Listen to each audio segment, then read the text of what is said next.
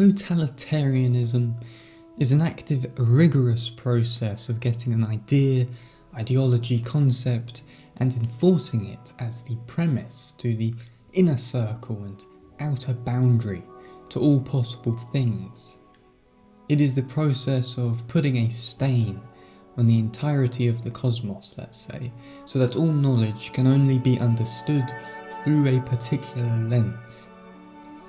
It is therefore to put in place an immovable authority that desires to infiltrate and eradicate that which is the nature of reality itself, such as flux and spontaneity, and the non-existence of permanence. To fundamentally disprove of the fact that life is a complete colour of grey, and instead one of black and white, right and wrong, that is in accordance with the ideology in which they have made into a blueprint of life.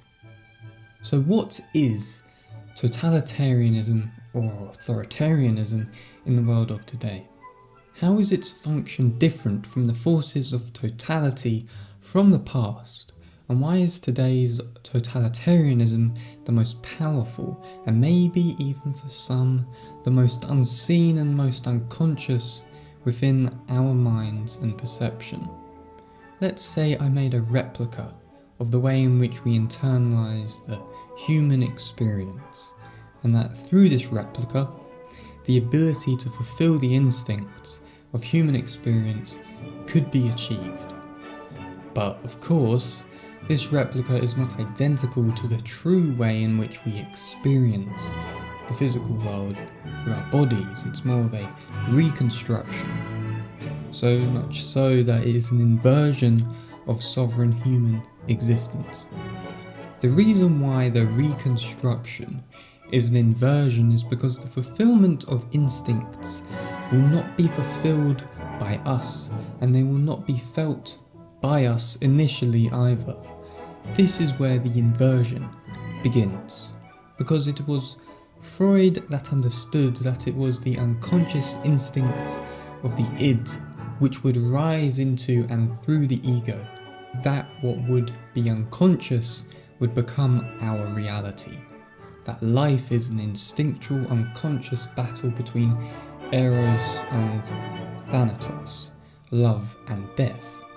But this replica, this reconstruction of how we internalise the human experience inverts Freud's psychoanalytic premise that the instincts won't rise up within us to direct our life, but that instead we are the ones who are given the instincts and emotions by the replica of reality, in which we must internalise and think as if they are our own from our own volition of will. That we are told and taught unconsciously the so-called instinctual patterns by which we should manifest into the worlds of life, ordered and authorised by those who lay behind the workings of the reconstruction itself. And right now, I can ask you this very important question. Is it the emotions you feel in the physical world through the body that guide your will, or is it the taught instincts from the replica that build your will and life? If the latter, then you are the definition of what we call an NPC, lost individualism, lost autonomy, nothing but an object whose soul has been absorbed into the replica of life for its own gain, power and authority. This is postmodern totalitarianism, the most dangerous of all forms, because by all its powers within the hyperreality, it places nothing of authoritarian demand into the physical reality for one to be able to destroy and overcome its tyranny. It is instead all mind games and illusions with which it uses to poison the individual's self slowly. The only way in which one is to realise this is to identify its methods of dictatorship, and in so doing go through its illusions in which we have become comfortable with in this reconstructed reality that doesn't even exist. And of course this is all unconscious for the person at hand who is completely absorbed into this tyranny of mind over matter. They are completely unknown and naive to it. As the method of this authority is via the inverse function of psychoanalytics, of the instincts being handed to us, then of them rising up within us, only through a talking cure in some sense can we make ourselves conscious of it. But the more we fall into this, the more the inversion unravels our humanity, and the more we will collectively rely on the hyper-real construction to be our gods of teaching, order and action, and that the individuality of our true selves will quickly diminish. Life falling into the thanatos drive of existence, the death of individuality and of self-autonomy within action and thought. For we are not to rule out here that forgetfulness is also very close to being the same as death, or thanatos itself, as Rick Roderick claims. The reason why this new postmodern totalitarian system of control has such strong permanence than any other before is because you cannot storm it within the physical world. You can go out and peacefully protest against or towards it, but it will not respond or react towards the perceived petty physical attempts, because this authority is beyond the physical realm. It is instead within the hyper-real simulation that most of us accept as truth. The inverse itself.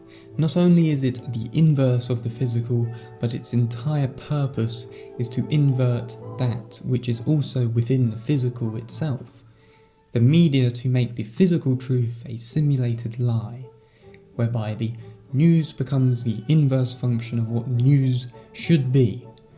Instead, it becomes an experimental tool to manipulate your perception of reality, as that is what can be done when modern man has given away his psychology to the opposite way in which it should be, to the opposite way that it should function, to the inverse function itself.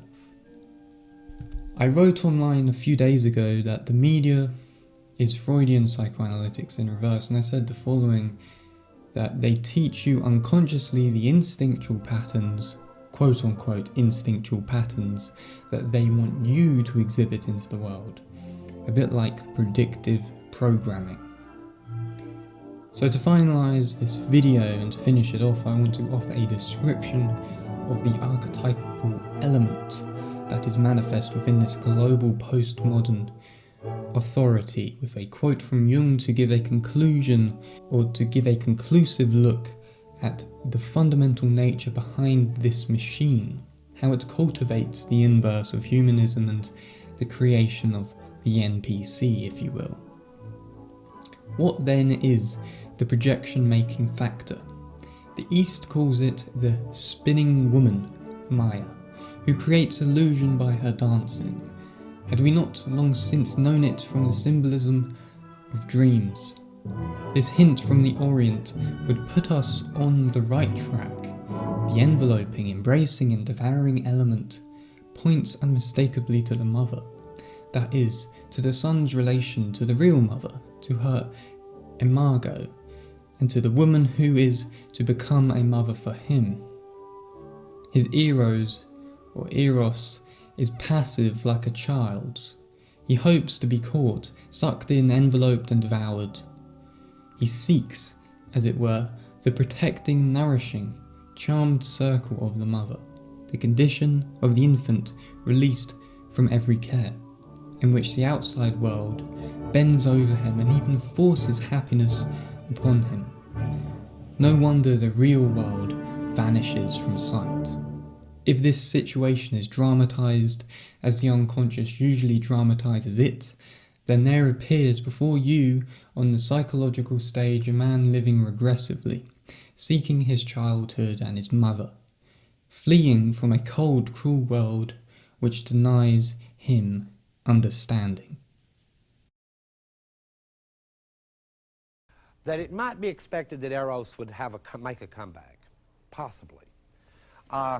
That's not much of a keep hope alive message in a culture like this one, especially as it threatens to become global under conditions where many of the people in other parts of the world that receive our culture will do so with extreme naivete. In Eastern Europe, they'll believe we've got a democracy.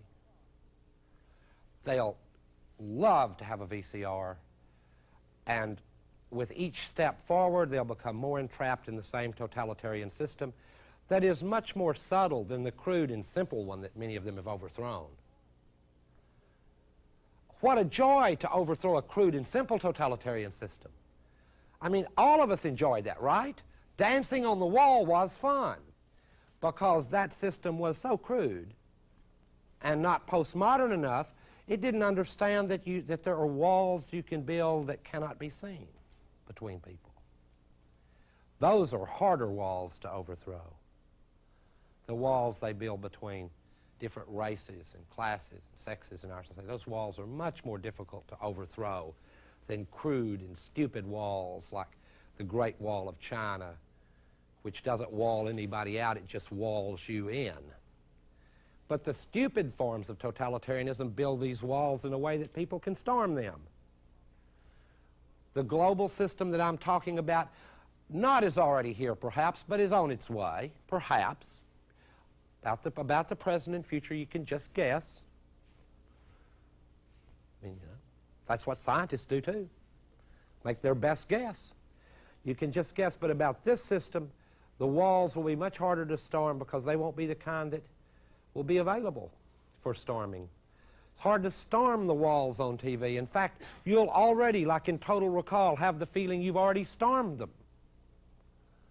You've already, I mean, you know, the guy in Total Recall, well, he's already won the revolution. It's cool. He did it in 10 minutes sitting in a chair injected with the same emotion. So those kind of walls and that kind of totalitarianism, I suspect many people in the world don't suspect is the dark side of the American dream.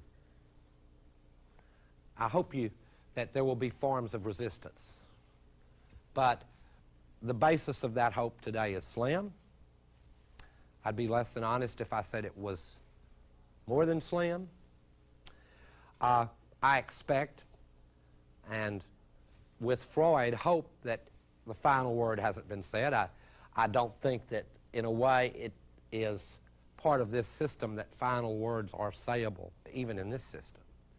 And I will have to say this about it, that it has to re-inject, and I haven't got a good argument for this in the time remaining, it does have to re-inject resistance into it in some form or another. It's important that it at least put up a simulation of opposition.